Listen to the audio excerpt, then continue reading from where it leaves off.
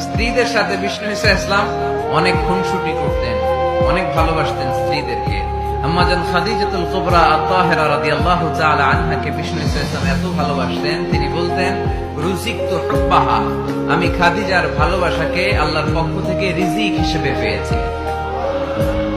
খাদিজাতুল কুবরা আত-তাহেরা রাদিয়াল্লাহু তাআলা আনহার ইন্তেকালের পরে উনি খাদিজাতুল কুবরা আত-তাহেরা রাদিয়াল্লাহু তাআলা আনহার বান্ধবীদের বাড়িতে কুরবানির গোশত হাদিয়া পাঠাতেন।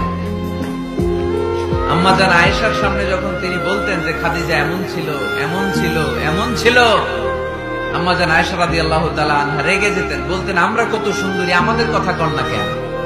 ওই যে কত আগে আপনার প্রথম স্ত্রী, শুধু তার কথা বলেন কেন?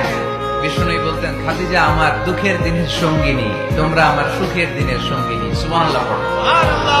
একটা নারীকে আল্লাহ তাআলা আরশের উপর থেকে সালাম জানিয়েছেন, ওই নারীটার নাম হচ্ছে খাদিজা। বিষ্ণু ঈসা ইসলামকে সব সময় সান্ত্বনা জুগিয়েছেন, সাহস জুগিয়েছেন। এজন্য আমি বোনদেরকে প্রায়ই বলি হাজবেন্ডদেরকে সাহস জোগাবেন।